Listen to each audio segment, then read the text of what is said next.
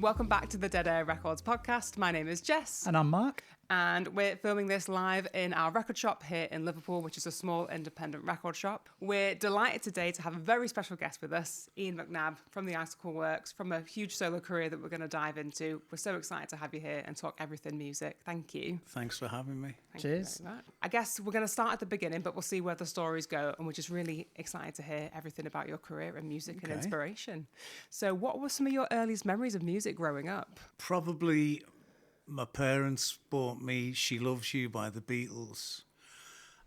Ticket to Ride, I remember that. The next thing I remember was last night I heard my mama singing a song. Ooh, chirpy, chirpy, cheep, cheep. Yeah. And it didn't really click with me. I was a child of the Apollo space program. So I was very interested in all things like that. I was into football, didn't really click with music until I saw Mark Bolan on Top of the Pops in probably 71, 72, either doing Telegram Sam or Get It On. Yeah. Wow. And I was like, wow, what's that, what was that? Yeah. Still don't know. What was that? Yeah. So that kind of got me started. That was around about the age of 12. Right. It's a very similar story to a lot of people who've become musicians. My parents were very supportive. They saw I was keen on something, so they bought me a cheap Spanish guitar with nylon strings. Yeah. And my father was very methodical, so he's like, if you're going to do this, you're going to do it properly. So they sent me to guitar lessons and music lessons. And Right. It all got a bit serious. And that's been it. Right. I'm actually named after Mark Bolan. My name's Mark with a C. Yes, I noticed that. Yeah, Very yeah. impressive. Yeah. Well, my mum was a massive fan, and the story goes she met him. She worked in a chippy, and he apparently lived above, so she was kind of obsessed. Okay, obsessed. brilliant. Yeah. Was there a moment like where it stopped sort of just being something that you liked, and you were like, I'm going to start making music? Was it Mark Bolan, or was there another moment where you picked up the guitar and thought It was pretty much Mark Bolan.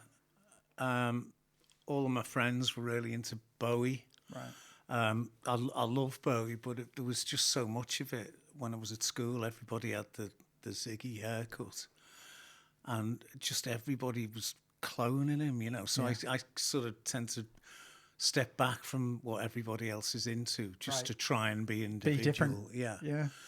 But obviously, I got into him later on. What was it? We were at school and we're getting taught all these things, and some of it was quite interesting. I didn't really know, I mean, the thing is that in Liverpool in the 70s, everybody, the shadow of the Beatles hung so heavily that how can you possibly even think about competing with that, Yeah. I mean, there were bands. There was bands like Liverpool Express.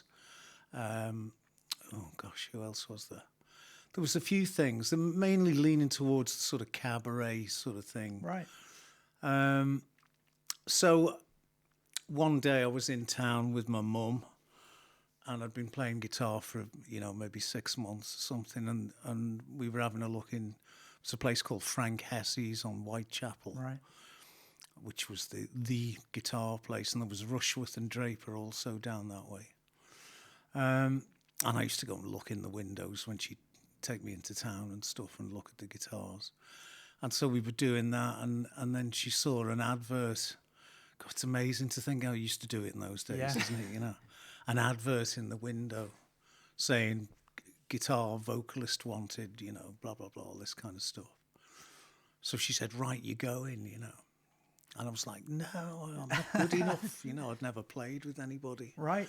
So I went to the audition and got it. Right. So I just turned 15 then. So you were 15. Yeah. Nice. And I got in this band, and they were called Young World. The oldest person in the band was 17. Right.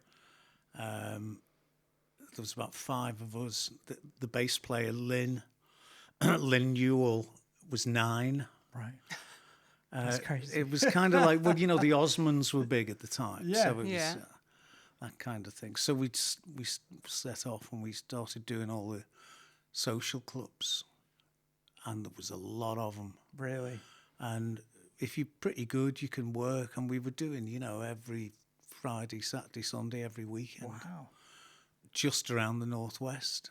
That's crazy. So, like, Yeah. literally going around all the small clubs. What they call the Pies and Peas circuit, Right. you know. But it was pretty exciting, Yeah. you know. And then because I was doing that all the time, my schoolwork started slipping. So I thought, well, I've kind of got to make a decision here, really, you know. So I went with the music. And my academic interests waned significantly. And I just kept going. And then I got in another band called City Lights. And it was the same kind of deal, except we were all a bit older. But we were playing cover music, you know, with the hits of the day. But it was really great way to learn. Yeah. Because learning a couple of new numbers every week, you know, it got your playing abilities and your vocalising abilities up. And you learned how to perform in front of people. Which is a tricky thing to learn, you know? Yeah, I mean, if you rehearse a lot, you get really good at rehearsing. Yeah. And, you know, the experiences that I had in those days are like far crazier than anything that ever happened Really? in the real rock and roll world. Yeah, it was pretty insane. And then about 70, well, then punk came along. Yeah. And all of a sudden you didn't have to be as good as Queen, you know. You could thrash out 3 chords and smash it. And all that came round again. It was all about vibe and attitude and and all that kind of stuff. And then bands started popping up in Liverpool, like Echo and the Bunnymen and Teardrop Explodes, War Heat. God, there was so many of them. So many, yeah. Insane. Yeah, yeah. And so I thought, well, let's have a crack at this, you know. So and then I decided I was going to stop doing the cabaret thing and go for it. and write songs. Nice. So, yeah. And make no money for years. How was it a natural thing? Like, did you find songwriting was like a natural fit for you, like almost immediately, or is it something you had to work at? Or? Well, you know, you'd have to be the judge of that. Yeah. You write a lot of stuff that isn't very good. And then eventually, if you're lucky enough and you stay at it, you come up with something decent. Yeah. And people start going, I mean, the thing is, in those days, there was a filtration process, you know, whereby nowadays you can make a record at home, or well, you can make it on your phone. Yeah. In those days, to do something decent, you had to get the money to go in a recording studio, and the recording studios were pretty basic, 4-track, and it'd sound very demo-y. Right. So in order to make a record that was competitive with what was on the radio, you had to go in a proper studio. And they were very expensive. So you had to get somebody behind you, a record deal, even if it was only like a local independent deal. You had to have people going, that's good. Because when I see things that come along now, not all the things I see, I just go, at what point did somebody say that you were good, you know? But nobody did. They just made their own record, and which I think is great as well. Yeah. Why should you have somebody telling you you're good? You don't need it, do you? Sodom. Yeah, you know? exactly, yeah. But you had to go through all of those hoops to sort of get somewhere. And that's what we did. You got a John Peel session.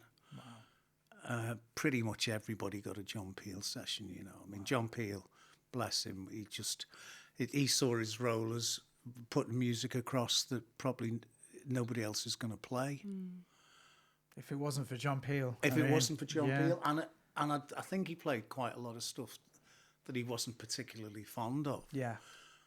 But he just wanted to help. But he just wanted to help people out. And, you know, that's something that's sorely lacking these days. Saw the importance of like capturing what was happening at that time and just putting out a platform Yeah, to I mean, even with you know, things like BBC Six music and well, I was going to say the local stations, but the local stations now basically play what comes up the pipe from London. You know. I mean, back in those days, we had, you know, Radio Merseyside and even Radio City was championing local music now. I mean, you know, I think Radio City, you know, if the new Beatles were born tomorrow, They'd overlook it. they wouldn't know about it, you know. And I'm not blaming anybody that works there. They're doing the job. But there isn't that pathway. If you're prepared to work hard, you've got a chance, you know. So, you know, you do it on the internet.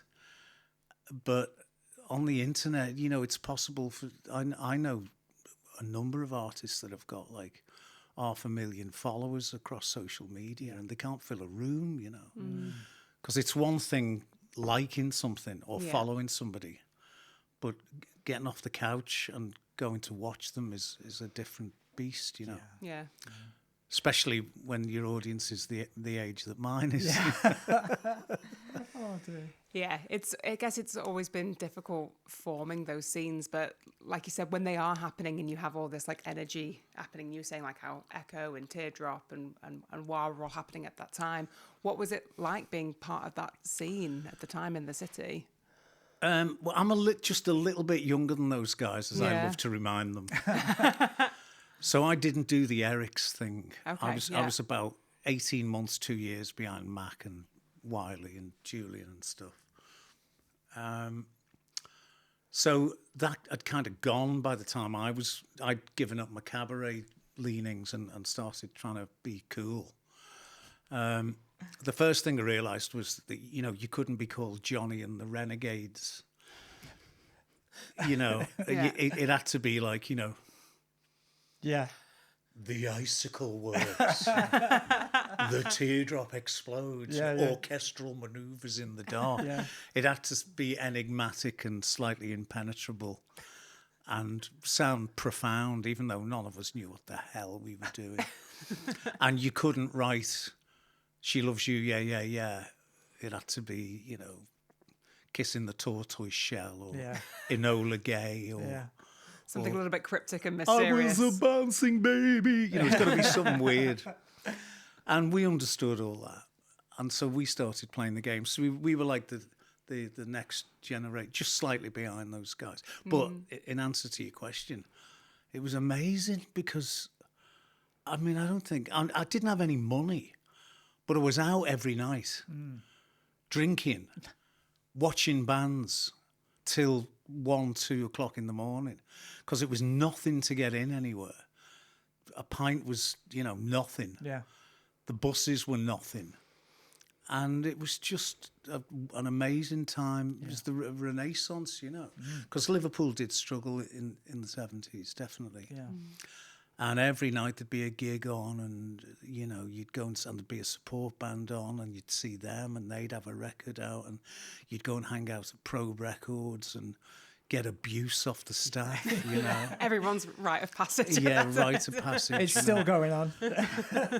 Yeah, well, you know, I know it is. But, you know, you'd go in, and if you were unlucky enough, Pete Burns would be on the counter. I remember went in once, and I was just going through all the second-hand, well, they were all pretty much second-hand records, and I went up to the counter with a Barclay James Harvest album, and I said, "Can I have this?" And Pete Burns went, "Why?" And then you go, and there was Tracks Records just there, and then there was all the clothes places. Right. And because, you know, in the 70s, we all had blow-dried hair and flares and open neck, you know. I'm that generation. Very saucy. And as soon as you saw Jane Casey or Pete Byrne knocking around town, or Ian McCulloch, it was like, whoa, okay, haircut. Let's go. Yeah. complete year one, you know. But it was an incredible time. It was very exciting. That's amazing. And What were some of those venues that you were watching bands in, like to kind of plot out Liverpool's music history? Well, Eric's became Brady's, Yeah. which Eric's aficionados will sniff at. But they still had a lot of good music on. There was the Masonic on Berry Street, a pub.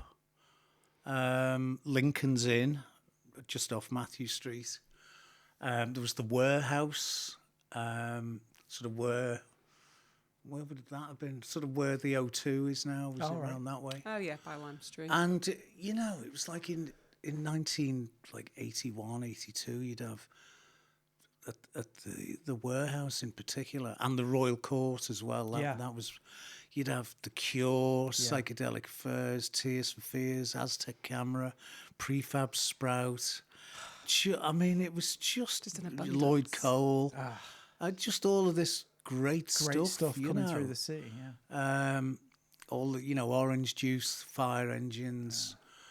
It was just insane, and so inspirational, because you'd go out and you'd see all this stuff and you'd hang out with people and get talking, and then you'd come back and you'd go, wow, I've got to write a better song than Tears for Fears. You know?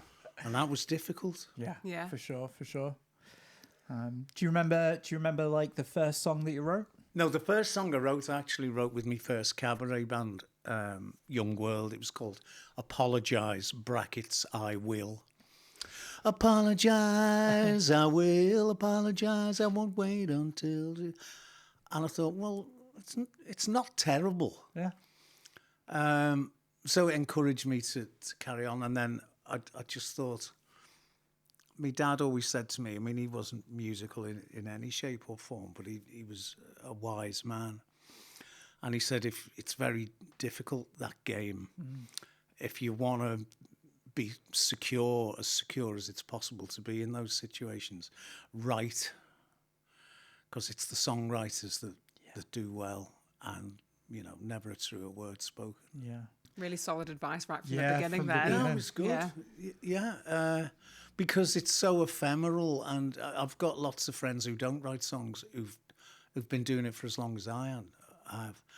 Like some really well-known drummers, and they play with everyone, and they're all sort of my age now, and if they don't work, they don't make money. So they don't have songwriting royalties because they didn't write any songs. So they're a bit concerned about, you know, that. So yeah, writing is where it's at. Nice. So yeah, the first couple of songs weren't very good, but it got better. I remember we had a set worth of material, the Icicle Works, when we started off, and they were kind of all right, very derivative. I mean, we wanted to be original, but you can't force it. You know, if you sing like you sing and you play like you play, that's going to be what it is. And if you're I mean, I was used to copying people because I'd been in cover bands for such a long time, you know. So I found that I didn't have my own style. If I had a song that was a bit this or a bit that, I'd go, oh, that's a bit like him. I'll do it. And then, so I had to unlearn in order to hopefully develop a style of my own. Yeah. Which I don't know if I ever did or not. I mean, I think the only thing you can recognise about me is my voice sounds like me. Your voice is, very distinctive. I can tell it's me when I hear it on the radio. Yeah. But I remember we had a bunch of songs and they were okay. And it got us through the set and stuff, and, you know, suitably enigmatic and weird. And then one day I bought a couple of bongos from a junk shop. Sorry, we're not in America. And because I'd write on the acoustic guitar or the electric guitar plugged in. And I just started banging away on these bongos, going dooba dooba dooba dooba dooba dooba dooba, and I went, oh, that's all right. Took it to the band, and we were rehearsing in the prison. Well, this is one of the questions. Where were you rehearsing at this point?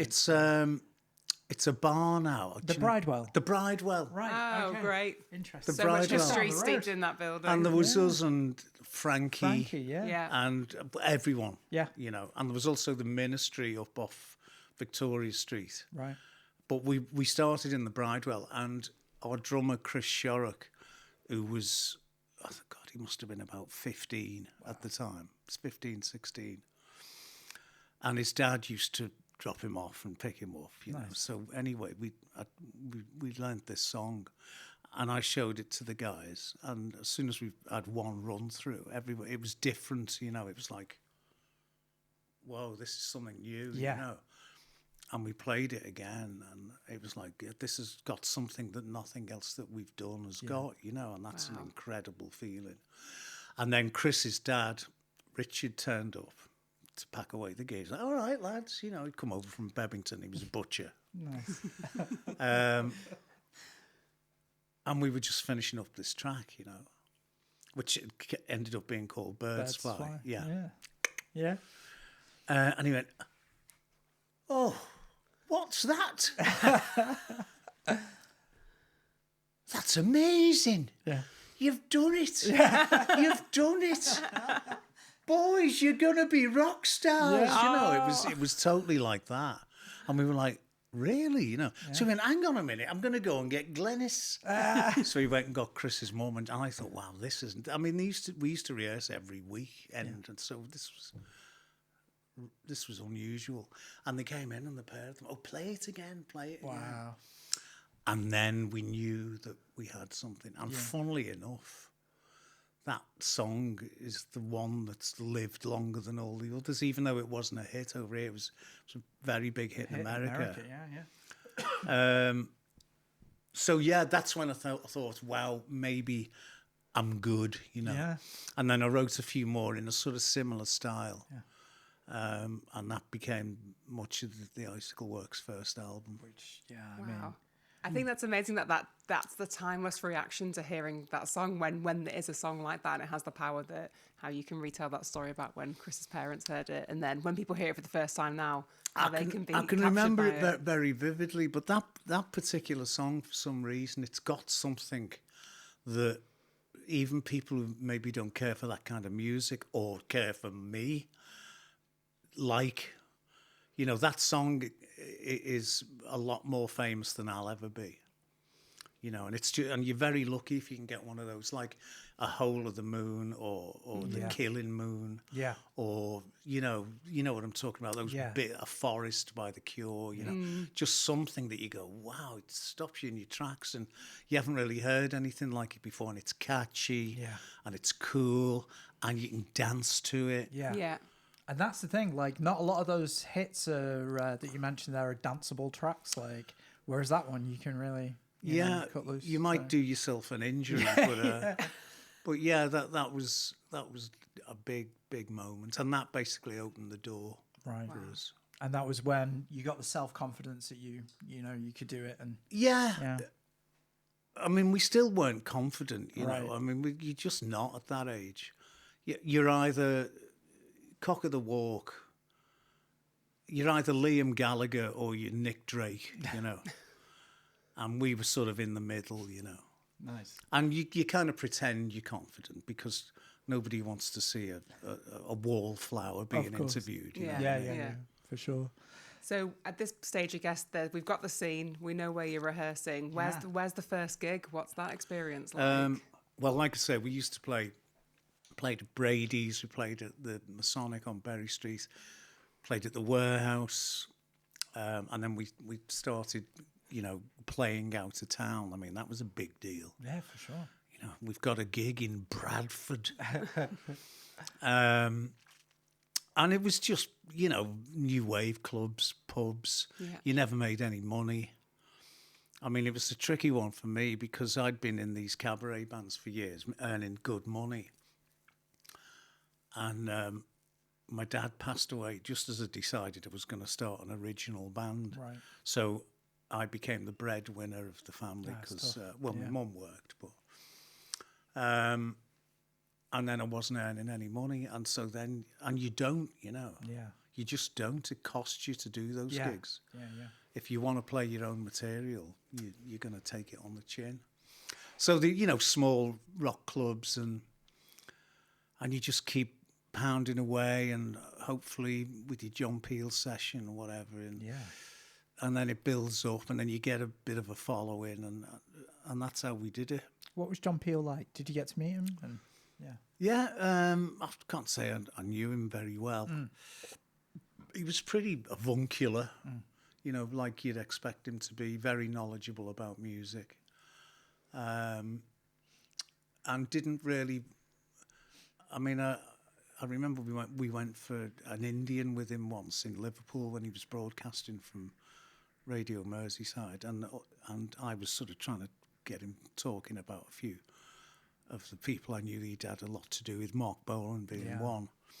And he didn't really want to talk about it. And then somebody started talking about football, and that was it. he was gone. Because, I haven't got a clue about that. You know what I mean? I used to, but I can name all the players in the 1971 FA Cup final against Arsenal. But that's about it. That's when I lost interest. As soon as we landed on the moon, I was gone. You were gone. That's great. So I didn't really get to speak to him that much. But, he's irreplaceable. And like I say, and I know they've tried to sort of conjure up a new Peel. Yeah. There's been a few attempts over the years, and some of them have done a great job, like Andy Kershaw, Steve Lamacq, and apologies to all those ones. I can't remember who played my record, but he's irreplaceable. Yeah, for sure, icon. Okay, well, let's talk about the first Icicle Works album. Like, what memories do you have of making it and how it was received and stuff?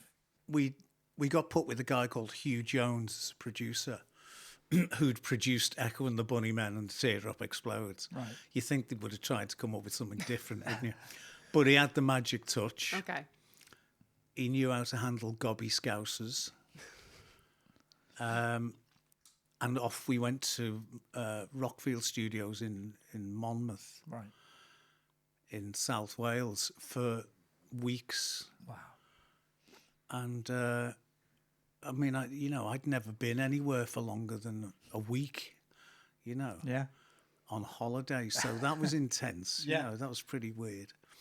But it was just magical, because we got a record deal with a label called Beggars Banquet. Yeah.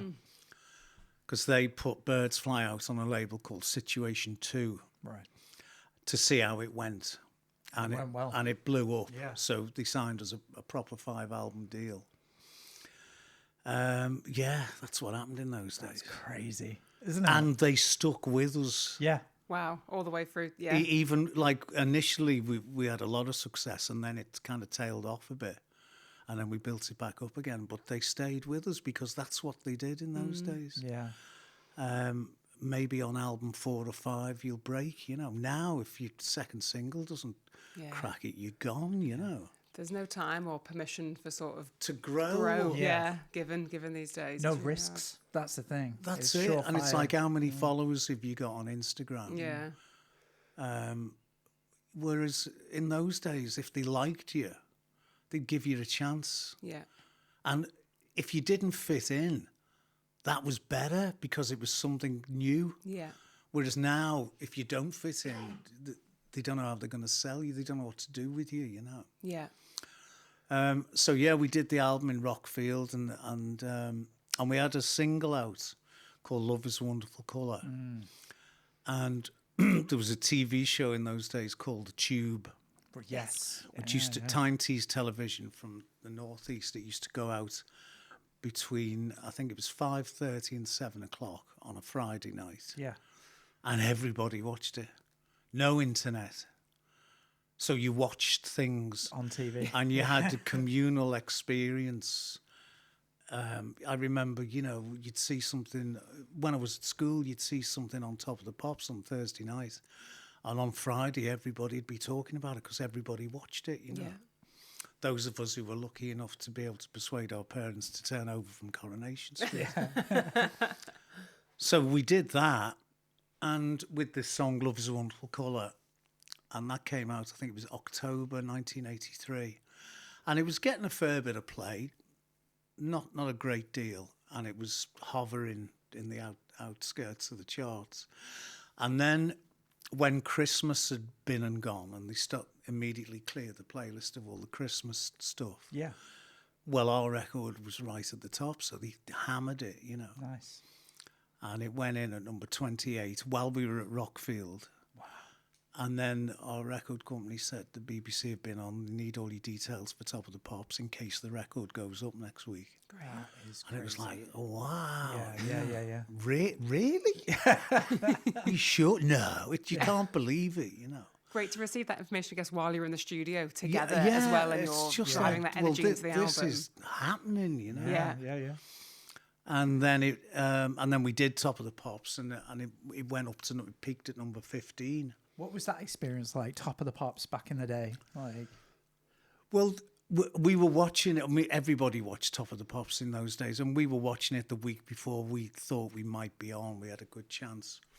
And there was all these cool bands on, like Big Country and U2, Simple Minds, Bunnymen, Frankie, and we were like, wow. Anyway, when we turned up, it was Bonnie Tyler and Shakin' Stevens, Roland Rat, and Joe Fagan, the guy that did that It's Living All Right, Auf Wiedersehen pet thing. Yeah. And the Pretenders were on it as well, so that was cool. But then, well, you do so many run-throughs. Oh, really? Yeah, like eight. Eight run-throughs. Wow. So for the first one, you're like, oh my God, I can't believe this, Second one, you're like, okay, I can do this a bit better. Yeah. By the fifth run-through, you're like, fucking hell, how much longer have we got to do this? Yeah. How long are we here for? And then the final performance that you end up doing, you're like, yeah. And you see, and you go, oh, look at them trying to look cool. Yeah. They're so aloof and nonchalant. They're just bored, because they've been through it. The first one's always the good one. Yeah. And that goes for recording as well. So we did that, and I mean, it was super exciting. I wish I would have taken more time to enjoy it. Yeah. Like most things, because isn't it's all going so fast, and you're like, what? We had a row after the show because Turv was wanting to go for a curry, and everybody else wanted to go back to Rockfield. So we had a row after Top of the Pops, and we didn't go for a curry. We went back to Rockfield. We're all sitting in the van like that. That's a long journey, I guess, as well. Yeah, it was a good 4 hours, in silence, stony silence. Oh, jeez. So then what changed for you going into like albums 2 and 3? Like, because there's some big banging tracks on those albums as well, like, Yeah, well, what happened was, we went to America and spent a lot of time there. Right. And did pretty good. But it's hard work. Because it's harder work for UK bands in America. And I know a lot of bands from that era tried to break America, and it was pretty tough. But for you had a big hit almost straight away. I wouldn't say we broke America. We had a big radio hit. Nice. To break America, you've got to tour it for 6 months every year. That's crazy. Yeah. And some people aren't really cut out to do that. I mean, I don't think I'm one of them, to be honest. Not that I had, was married or had kids or anything really holding me to be here. But I've always been a homebody. Yeah. And I like doing gigs. I like touring, but only for a certain amount of time, Yeah. 2 weeks is enough. Yeah. 2 weeks of anything is enough for me. Holidays. Tour. Yeah. 2 weeks, I'm starting to get fidgety halfway through week 2. You know? And it was a long slog, but we spent a lot of time over there, and we didn't really do much in the UK and Europe to our discredit. So when we came back, and we put a new single out called Hollow Horse in October, which we thought was a pretty good song. It's a great song. I love Thank that you. Song. Yeah. And it got to 93. That's still cool though. I mean, like, I know It wasn't at the I time. know, No. but like you just think like if you get into the charts at all, like that's But the cool, record company was spending a lot of money Yeah. on us, and they need to see a return. return exactly, Yeah. yeah. And we weren't selling enough records, so it became quite worrying. So we basically said, okay, well, we've got to do here what we did over there. So we started again. Right. We went back to doing gig after gig after gig, playing places that were probably a little bit smaller than they needed to be to give us that rootsy, earthy, we are a band of the people type thing. And Yeah. it worked. And we built it up and built it up. And when our third album came out in 1987, that was a pretty sizable hit. Just through all the, but you know, we'd sell out places like Mountford Hall, Wow. and the Royal Court, and the Town and Country Club in London, which is called the Forum now. And these were big places, big venues, but yeah. we weren't a chart band. But you still Selling tickets still and- sold tickets, you know, Yeah. because in those days to have a hit, you had to sell like 30,000-40,000 singles. To get in the top 10 now, I mean, if there even is one, if you sling about 4,000-5,000 singles, you're going to number one. Wow.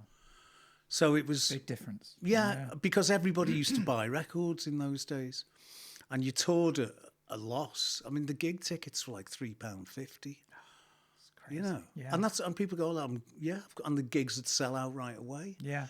Now they're like 25 quid, and people go, well, you know, the two of us are going, that's 50 plus all your booking taxes, and we got to park, and we got And to everything's expensive. Yeah. and if you want to drink, especially in an arena, you're talking a couple of £100, you know. And if you go and see the Eagles, Yeah. you're talking £5,000, you know. Yeah, it's a little holiday on a night out. Sort Yeah. of And thing. it's like you can go away to Spain for Yeah. a fortnight, you know. Yeah.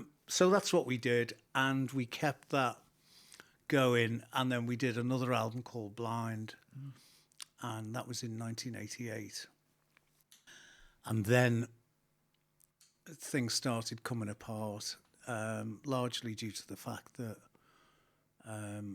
I mean, I was doing okay because I wrote the songs. I mean, I wasn't rich by any stretch, but I was okay. But the other two guys, they were just on like wages, Right. and you know, they had kids coming along and what have you, and I totally understood it. So we broke up, and then I signed to Epic Records. As I thought I was signing as a solo artist. A Yeah. guy called Muff Winwood signed me. But he wanted to use the Icicle Works name. Yeah. So we did one more album as the Icicle Works. Permanent even though it was Damage. it was just me. Yeah. And that came out right in the middle of Manchester, Right. Baggy. Yeah. You know, it was another year one. Right. Stone Roses, Happy Mondays and Spiral Carpets. And we were just dinosaurs, you know. Even though, I mean, Clint Boone out in Spiral Carpets is actually older than me. Right. Oh my God. And Ian Brown's 2 years younger than me. Yeah. But it doesn't matter. No. You're it's perceived. from a different generation. Yeah, almost, it's like when the Sex Pistols came out. You know, bands like 10cc and, you know, Led Zeppelin they were like ancient. Yeah. Yeah. Even though they were in the mid-30s. That's crazy, isn't it? That's crazy. It is crazy, Yeah, but you didn't think that's about that. that's Yeah. how it works.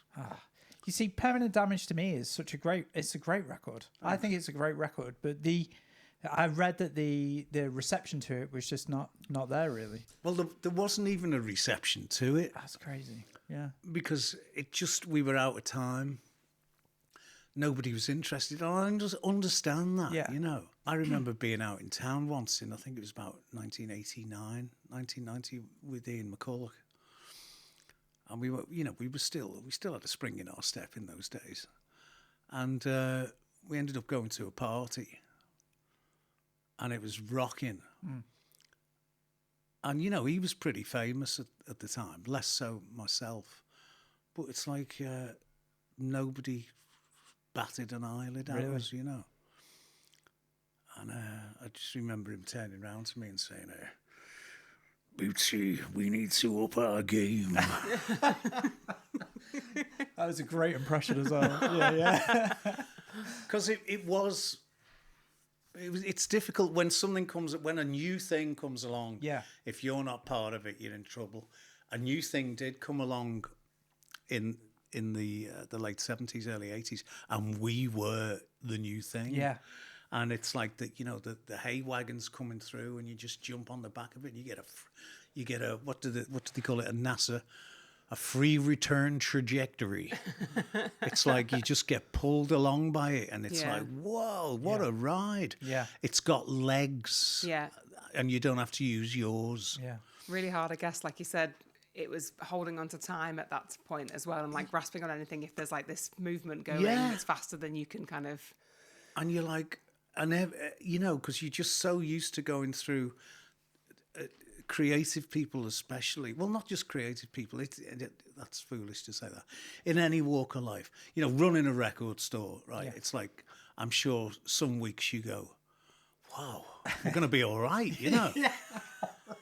Hey, this could be all right, This could work, maybe. Maybe we need a bigger place, man, And then... that's crazy. And then 6 months later, you're like, fuck. Yeah. What can we sell? Yeah. Glad we didn't take on a bigger place. Yeah. I mean, my accountants over the years have had a right laugh. Some years it looks like I was gonna be able to buy a boat, and then the next year it looked like he was gonna be fucking singing on one. Yeah. That's life. Yeah. And there's so many powers that be that we can't. And if if you want to do what you want. It's pretty treacherous, Yeah. If you want security, go and work for someone else and just turn up tidy. Yeah. And put a smile on your face and clock off. Yeah. And you'll be okay. And you'll even get a pension. But doing what we do, it's risky. The path you carve out for yourself is the rockiest one. But also the most rewarding. But what is it to say? If you work at something you love, if you do something you love, you'll never work a day in your life. It's true. I believe that as well. Yeah. At that point, what happens after? And then I died. Ian McNabb today. What happened then after Permanent Damage? Like, was that just the end of the Icicle Works then, or was there like a? Pretty much. Yeah. Chris Shorrock, the drummer, joined the Laws. Yeah. Chris Lay, the bass player, we kind of lost contact. He kind of stepped outside of music. And that was that. And I'm like, well, what do you do now? I was like 29. So much under your belt by that time. Yeah, but you're thinking, what am I going to do? Yeah. My band's dead. Yeah. Okay, I'm going to start calling myself Ian McNabb and try that. And it's like, oh, God, here comes a mountain, Yeah, big time. Yeah. And so that's what I did. I started writing songs, and it was a different kind of mindset, thinking these are Ian McNabb songs, not Icicle Works songs. Yeah. Anyway, I came up with some things that people liked, and it was basically the same story again. Slogged around a bit, made an album on the cheap, started getting some good reviews, but I was still young enough to get a major record deal, which I got. And I signed with a company called This Way Up, which was run by Andrew Lauder, who used to be at Silvertone. He'd signed the Stone Roses, Dr. Feelgood, the Stranglers, Elvis Costello. He had a great pedigree, and he liked me. Yeah. So I was very lucky meeting him.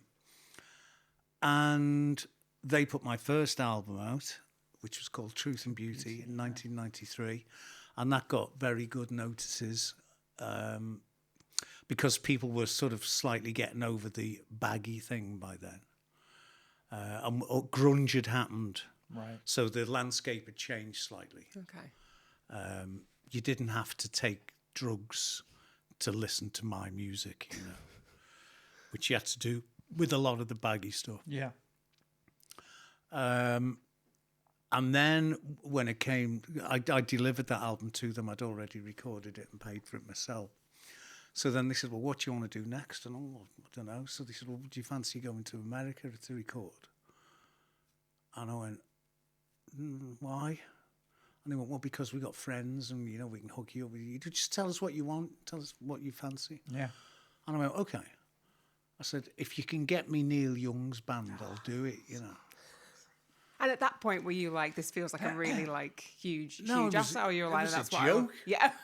And they were like, called your bluff. They were like, got you. And once again, You manifested it. well, it was the timing was right because, I mean, I didn't know this at the time, but I found out that Neil Young had just started working with Pearl Jam, and he'd pissed off his band Crazy Horse because they'd been playing all these songs live, and they thought they were going to go in and do an album, and then Neil did like the MTV Awards with Pearl Jam. And was like, hey, I'm going to make a record with the... And because Neil's not stupid, he knew that he could hitch a ride on the grunge thing the same way that he'd hitched a ride with Crosby, Stills and Nash. You know, he's a Scorpio, very canny. He knows what he's doing. Yeah, businessman. So when Crazy Horse were approached, they were like, fuck yeah. Fuck Neil, man. Yeah. Who is this guy? No demos. They didn't hear any Nothing. songs. Nothing. Wow. But they agreed to do it because it was the right time. That's crazy. So I turned up to Los Angeles to record with them. They didn't know who I was. They did a bit of research and thought, why is this guy asking us to play with him? Yeah. Because I was nothing like that. Right. But I'm not stupid, you know. Yeah. I made sure I took a bunch of songs with me that were like that. Yeah. Yeah, yeah. Boom, jepple, boom, jepple, boom, dun, dun, dun, dun, dun, dun, dun, dun. So we did that, and that worked out really well. It's a hell of an album. Thank you. It is a hell of an incredible. album. Yeah. And then the press, it's like what Andrew Lauder, my label boss, he said, if you do something that they can't ignore, and they won't be able to ignore something like that, they'll have to write about it. And they did. Yeah. So that came out. That did great. And then it got nominated for the Mercury Prize, which was quite a big deal in those days. Yeah. So that was just incredible. And I thought, God, you know. And it was exactly 10 years after my first bout of luck with Icicle Works. Right. So I thought, well, if I can have one of these every 10 years and make it to me pension, I'll be all right, you know. We've got to talk about the competition for the Mercury Music Award. You were nominated the year that Blur Parklife, The Prodigy Music for the Gillette Generation, Pulp His and Hers, and Paul Weller Wildwood. That's crazy. That's I came second Let's go. Wow. to M People. M People won that year. Yeah. I had more fun at the party than any of that. Really? Yeah. Nice. No, I mean, it was unbelievable. And it was only 10 in those days. I think it's about 15 or maybe It's a more. lot. Yeah. There weren't a great deal of singer-songwriters around in 1994, British It was singer-songwriters. bands, wasn't it? It was a big It was all focus on bands. yeah. It was just before Britpop went mental. Yeah. But it was all bands. It wasn't singer-songwriters. That didn't come until then. You started getting people like James Morrison and I mean, you know, there's a bunch of them. There's loads now. Yeah. There's tons of singer-songwriters. Yeah. And record companies and managers and agents and publishers like singer-songwriters because you've only got to deal with one person. Yeah. Yeah. They're not going to have an argument before they go on stage at the Albert Hall, you know. And how was that creative process for you, shifting from, I guess, from writing songs with a band and creating those songs and going to a studio and then just being, well, not just being a singer-songwriter and taking those ideas in? Did it bring something new to that creative process? You know, I've never really thought about it too much. I mean, I was very nervous when I did the American thing because, I mean, I'd met those guys once before, actually, but obviously they wouldn't remember me. And it's like, I'm just like this shit kicker from Liverpool that they hadn't heard of. And they're like this legendary rock band. And not only that, I mean, that was just the first week. The second week, I had people like Zigaboo Modaliste, who used to be in the Neville Brothers and the Meters, Tommy Eyre that used to play with Joe Cocker, and he was in the sensational Alex Harvey band. Bonnie Raitt. No way. Wow. Brian Wilson, you know, all What? these were all because the sessions were produced by a guy called John Porter, an English guy, who's most famous for producing the early Smith stuff. Right. Wow. But he lives in LA. He married a woman who used to go out with Brian Jones and Jimi Hendrix. Used to be a model. So, and it's just like wow, wow, wow, wow. Yeah. And we'd go round to his for Sunday lunch, and I can't remember his second name now, Linda something. Famous sort of, let's be honest, groupie, Yeah. but very a model, you know. No, Yeah. she wasn't cheap, do you know what I mean? And she went out with Brian Jones from the Rolling Stones. She went out with Jimi Hendrix. She went out with Jimmy Page. They had a right load of fun, those guys, didn't they? Do you know what I mean? And she'd be showing us all her love letters because she'd kept them all. Wow. You know, it was amazing. So I got to play with Neil Young's band, and then I got to play with all these session cats, and then we got somebody to do the video, which we did in the Mojave Desert, and it was Bob Dylan's son. Doing the Hello, video. welcome- And I'm like, welcome is aboard. everybody fucking famous in America? Oh, it's mad. It's like we didn't know that until he goes, well, you know, my dad. It's like, oh, what does your dad do? Oh, he's a songwriter. What's his name? Bob Dylan. The Bob Dylan. What, the? And it was like, The most oh, low-key introduction to Bob Dylan that's ever and existed. that was after like 3 days, you know. Wow. But no, it was ridiculous, you know. Yeah.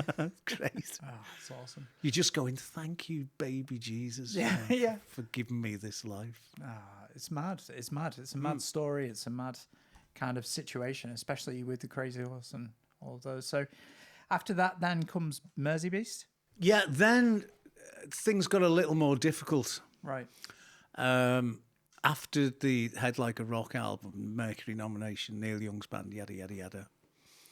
It was like, okay, what are we going to do now? The problem that we had with Head Like a Rock was that everybody wanted to see the show, but we could only do 4 gigs with Crazy Horse because they cost a lot of money. Right. And they're American, so we have to fly them over. I think it was the first time they'd ever been in cattle class. So that was interesting. That was fun for them. Yeah. Yeah. Hey, I've never been to the back of a plane before. It's kind of interesting. You're real cozy back there, ain't you? You know. So we had to come up with another plan. This was before I decided it, because anniversaries mean let's get the band back together. Yeah, totally, yeah. It was before all that stuff had started. So they said, okay, you got to put a band together so you can go on tour with them. So you got to pick unknowns. You've got to cast unknowns. Right. So we went through an audition process, and I put a band together. Nice. Called them the Afterlife. Right.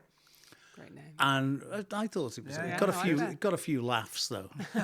And we toured and toured and toured. We were just a 3-piece, like Icicle Works used to be. But it was a slog. Right. Because there was no angle.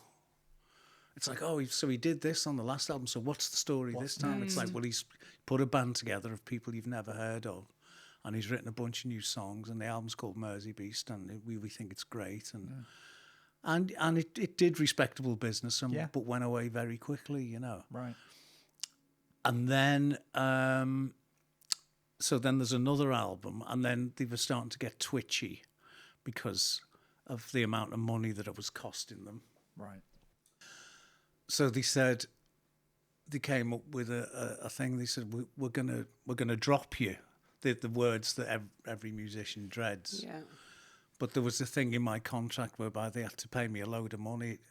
So the most amount of money I ever made in one go was when a record company gave me £70,000 not to make music. Wow. That in itself is a thought to grapple with, and the positives and negatives of. So I made a lot of money by promising I wouldn't make a record. That's crazy. So then I was like, what am I going to do? And then that was when my friend Mike Scott from the Waterboys asked me if I fancied going on tour with them.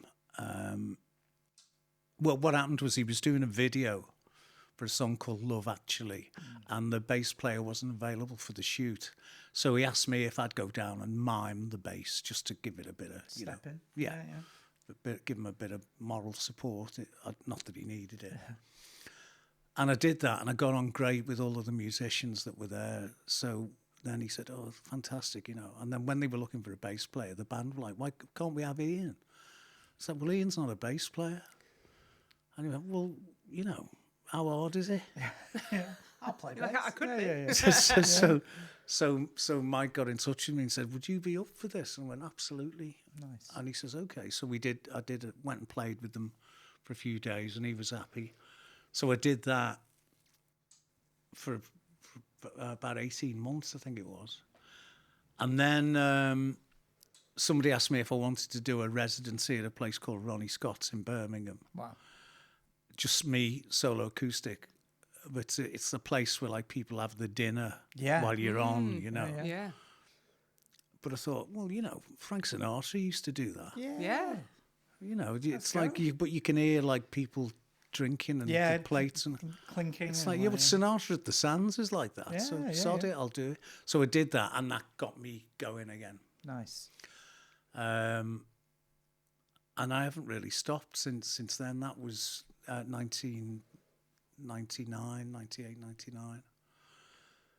I've had periods where I've stepped back a bit. But you're prolific. I mean, the word seems to have been invented for you. I mean, we're talking 26 albums, something like this. Yeah, well, I've put out 9 in the past 9 years. That's amazing. Yeah. And is it Fairfield Records? That's Yeah. your own label. Yeah. It's called that because I live in Fairfield, which Yeah. is next to Kensington. Nice. Well, that's kind of been egged on a little bit by when COVID hit in 2020. None of us could do anything, as I'm sure you remember, you know. So it was like, what am I going to do? So I thought I'll buy some equipment and install a bit of a setup in my house, which is something I'd always avoided because I like to go out the house and go somewhere to work. Yeah. Yeah. I don't like the idea of work being in the house. Have that creative space that's like, that's Yeah. where I Yeah, go to. it's like I'm going here because of this. working. Yes. Yeah. But there was no way around it, so I put a setup in, and then it took me quite a while to learn how to work it. And then I got okay at it, and then, so, you know, instead of getting up and putting Neighbours on or whatever was on at the time, I'd think, well, you've got a studio downstairs, do something. Yeah. And I would. So that's obviously speeded up my productivity quite a lot. But I haven't got any kids. I'm not married. Right. I'm not with anyone at the moment. So I just dedicate myself to that all the time. But, you know, my friends, they're like, oh, well, I can't do it on that day because I've got to do this and we've got to go. No, I can't. We're going out that night, and oh no, it's the daughter's, the teacher thing, and I've got to, and I don't have any of that. Yeah. Married to the music. Yeah. Yeah. So that's why I do so much of it, Yeah. and I love doing it. I don't feel alive unless I'm walking around going, no, that doesn't rhyme. Yeah. No. What about that? What about that? Would that be a good title? You know. Did bringing that equipment into the home, bringing that studio element, did that change how you started like approaching songs or beginning songs? Well, I learned one thing: don't start recording until you've written a song, because you Good just advice. end up disappearing up your own bum, you know, because you'll get all these great sounds going, and that's when you start sounding like everyone else. Because it's very easy to fall into this thing of there's so many found sounds in this gear now, and they're amazing. So you're not creating your own thing. You're going, wow, that sound. Let's have a bit of that. Yeah. Do that. Okay, and put a beat on it. Oh, that beat from that record's good. Yeah. Oh, that bit from that De La Soul record's great. We'll have a bit of that, and then I stick it on, and I think it just sounds like everybody else. You know? So it's got to be the artist. I've that got to writes the start song, off not with the technology. Here's a song. Yeah. Yeah. And I make sure I've written it, including the lyrics. Yeah. And then I'll start messing around with the gear, you know. So, yeah, that's one of the best things I've ever done. But I only did it because of COVID. That's interesting. Yeah. That COVID sort of spawned that Yeah. new way of writing. I think COVID made all of us stop and have a think. Definitely. Yeah, it certainly changed our day-to-day sort of things that were norms and routines Yeah, into. like, okay, so because there was bits of lockdown that everybody liked, you know. Yeah. I've spoken about this before, but for me, going through COVID, it was actually quite a positive. Apart from obviously the imminent threat of death, it was actually quite a positive thing for me. I got to stay home full pay. You were working all the way through it, which wasn't great. Yeah, I guess it disrupted everyone's like, I need to get up, I need to go and do this, and I'm away from the home for this amount of time, and then I come back and do this. And for the first time, everyone could just go, well, actually, how am I spending my time? And I could be creative. And and it gave you time to think, and also that, you know, from the point of view that people who started working from home, I mean, even the suits started realizing that, well, if people can work from home, we're going to save a lot of money, and they're still doing all the work, you know. yeah. So it was a big thing that, but you know, as Michael Caine always says, is a maxim that I always try and stick to, is if I can remember it, I can't remember the exact quote. You use the deficit, so you take the thing that's negative and you turn it around into a positive. Yeah. And I always try and do that. And I think that a lot of us did that in 2020, 21. Yeah, for sure. Like after all of this time and all of the music that you've made, is inspiration a thing anymore? Or like where does the drive come from to still be like creative? Hearing other great music, Yeah. you know, there's a Warren Beatty quote where he said, if you see a great movie, you want to make a great movie. Yeah. And that's it, you know. And, you know, if I'm in the car, if I've got 6 music on, or if I'm just discovering something I haven't heard before with the CD in the car, I go, oh, man, I want to write one as good as that, you know. Yeah. And it doesn't mean that you copy it, but you take its energy and it's what it does to you, you put into your next piece of work. That's what keeps me going. I don't do it for money. It's nice to have new songs to play. Yeah. Because I always feel if I'm going to see artists and they're just playing 2 hours of the same set list that they've been playing since whatever, and I won't mention any names, it's like, well, it's not really why. I've seen it. Yeah. I want to hear how you're tackling, what do you think about what's going on now? You know? And that doesn't mean I want to hear a load of political music about how terrible Trump is. Yeah. It's just like, well, you know, what are your experiences now? I think that, I mean, we all know more now than we did when we were young. 100%.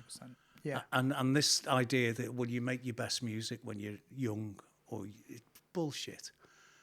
It's like, well, that's saying you write your best books when you're young. Why is young so fucking special? Yeah. I know more now. Yeah. And I'm much more interested in what Bob Dylan's got to say now than he did in 1966 when he was off his head, you know. Yeah. No, I get that. Yeah. And so I've still got something to say, you know. Yeah, for sure. Are there any young bands that you've been listening to that you think have got it, you know? Occasionally. Yeah. Do I do enough research in that respect? I always have 6 music on. Yeah.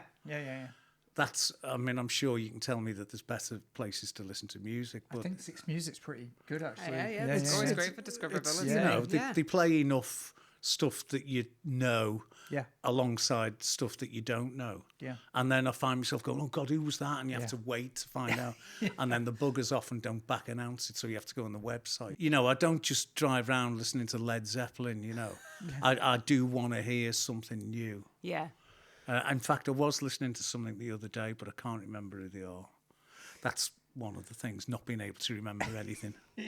But it is, I guess that is also that timeless thing when you hear something and you're like, what was that? Who was that? I must know what that is. Like, everyone has that experience all the way through their life around music. And that minute when you hear something new, You're just like, what's this? What is that? I love that feeling. I mean, that's kind of what we live for in the shop, is like, when you hear something and you're like, we've got to get that. That's, you know. I mean, I remember, this is going back a bit, I was doing a gig in the States, and we were in this bar in Atlanta, like a kind of rock and roll-y bar.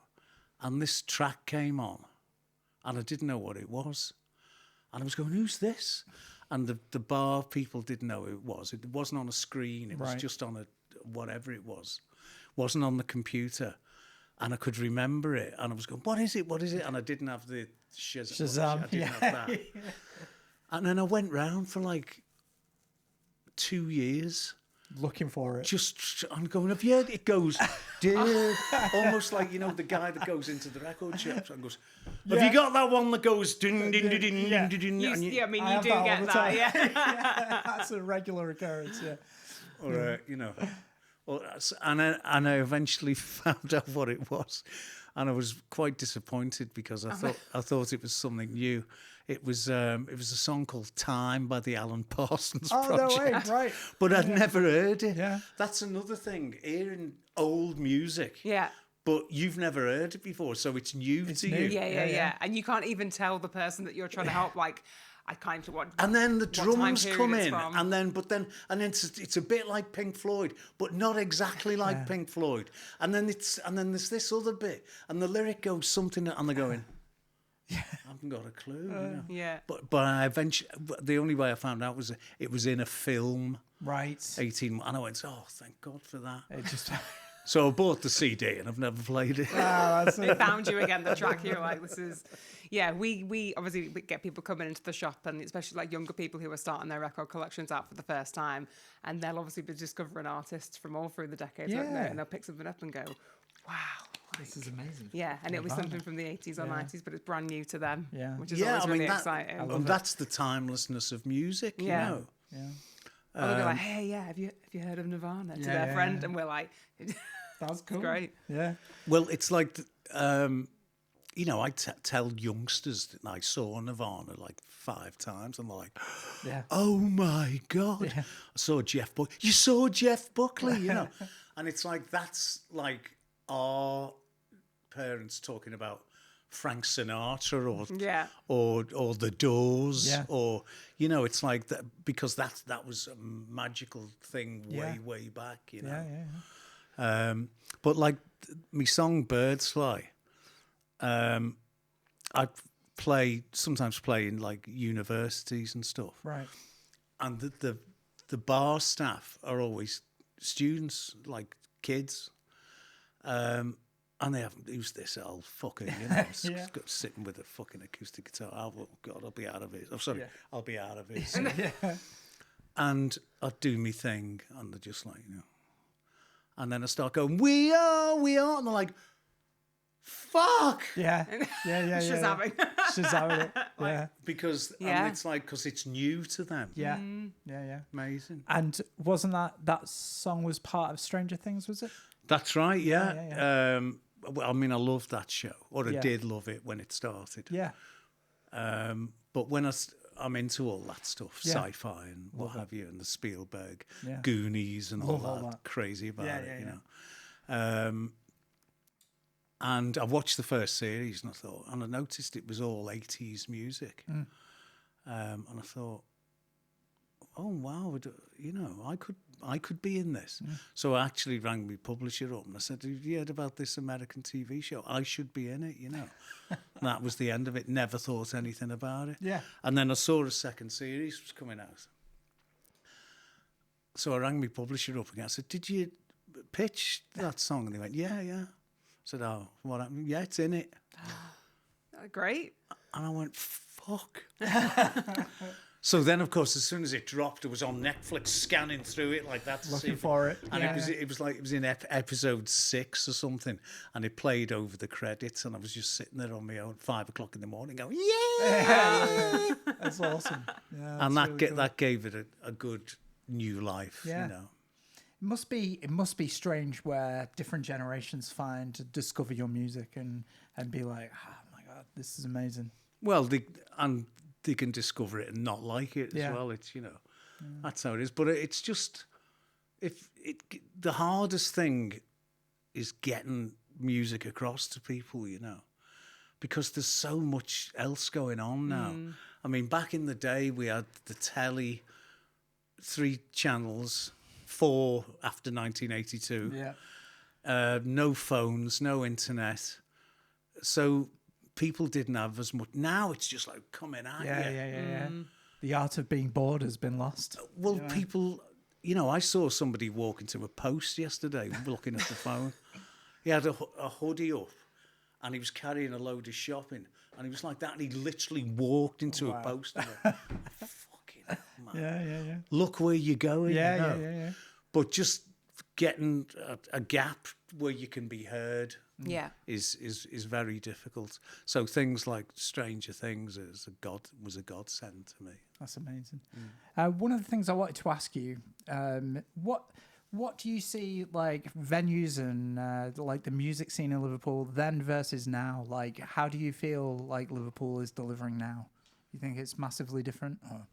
There's still places to go and see bands. I mean, like everywhere else, we've been victims of gentrification. I mean, you're doing well where you are here because everything gets shunted out to the Baltic Triangle, or pushing all the bohemian cool rock and roll stuff, art stuff out for barista boutiques, and it's awful, and flats. Yeah.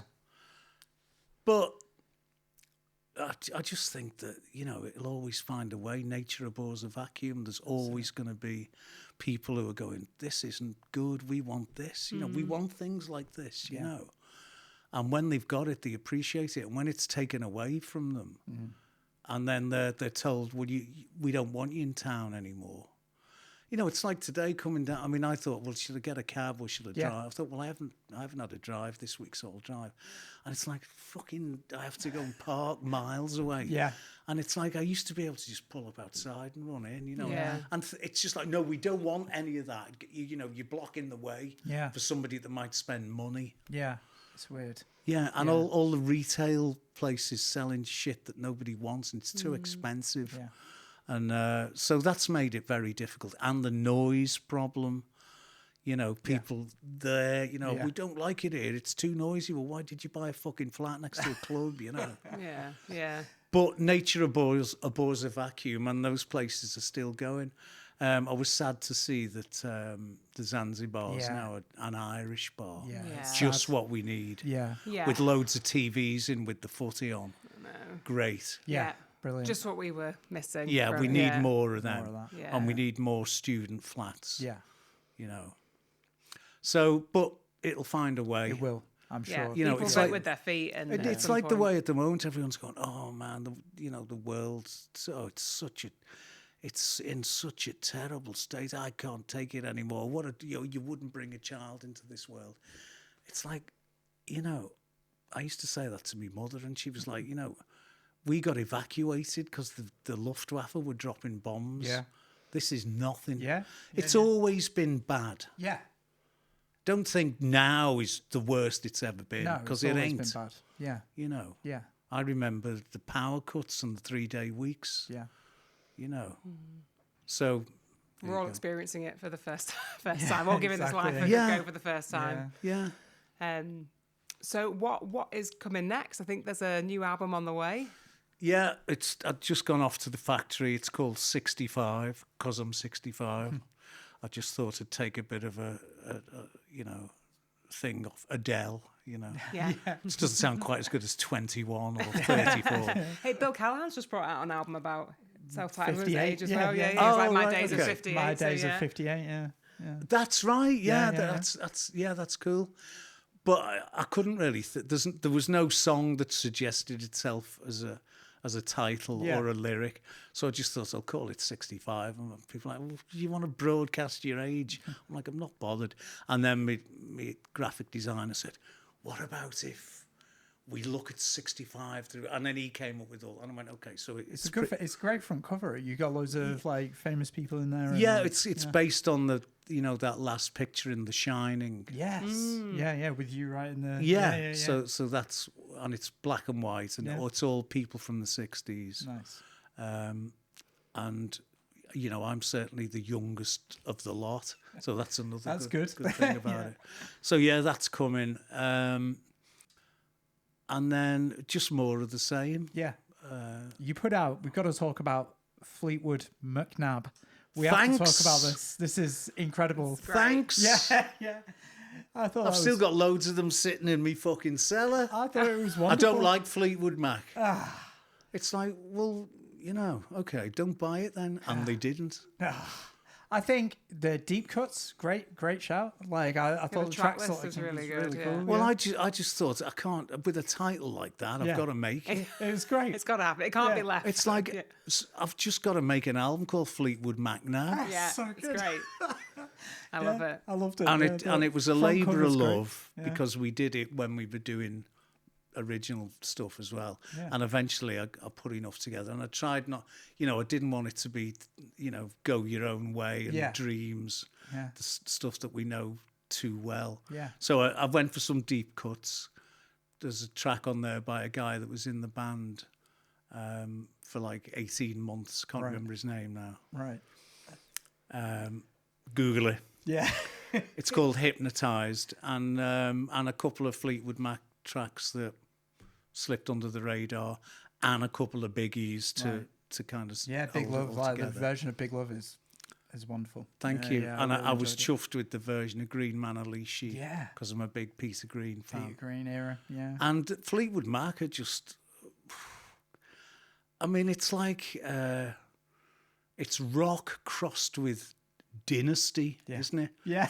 Do you know what I mean? It's such a soap opera. Yeah. Fascinating. Yeah. And Stevie and Lindsay writing songs dissing each other. Oh, it's great. And getting each other to sing on them. Yeah, be yeah. like, this one's for you. Yeah. Silver Springs and Yeah. Yeah. Well, that didn't actually make it. yeah. But Tension on I know what you're stage. talking about. Yeah. Shacking up is all you want to do. Yeah. Really? I'll see you later, Lindsay. The tension in the performances is great. No, so that was a labour of love. And, it sold a lot less than I usually sell. Right. But I love it. I think it's great. thanks. I thought it was wonderful. It's great. Cool. So, with the new album on the way, have you got any gigs coming up? Any tour that we can tell people to go and listen to? It's all on. If you want to follow me on Facebook, be prepared. IanMcNabb.com, everything's on there. And we're doing a double-header slot with a band called Dodgy. Oh, Dodgy. Amazing. Old friends Yeah, of yeah, mine. yeah. And Matthew, Dodgy's drummer, used to play in Icicle Works for Right. 20 years. He played with Icicle Works. No way. So we're doing that in the autumn. Means we can play in bigger places. Nice. Places like the Ritz in Manchester, Shepherd's Bush Empire. Nice. So really looking forward to that. And then I'm going back to the States in August because nostalgia's bigger than it ever was. Let's go. Let's go. These 80s tours in America are just insane. Really? They're all like big arenas and beautiful theatres. And the great thing about playing arenas in America is like most of them are outdoors. Right. Nice. Because the sun shines. Their climate is much kinder to an outdoor gig than ours. I mean, you wouldn't even bother building one over here, No. So I'm doing that in August. I did it last year. It was great fun. I'll do it as long as I can do it. Nice. Amazing. That's great. Well, thank you so much for your Yeah. time today. It's been Thank you. amazing to chat about everything, learn more, Great learn to the hear stories. it firsthand. Yeah. Yeah. Thank Really you. cool. Thanks for having me. No, I Really really appreciate appreciate it. it. Yeah. Awesome. Wonderful. Great. Thank you so much for watching. Hope you enjoyed that. We've got a couple more interviews coming up and also on our YouTube page as well. So you can go back and watch those. And yeah, get in touch. Let us know what you think and see you next time. See you later.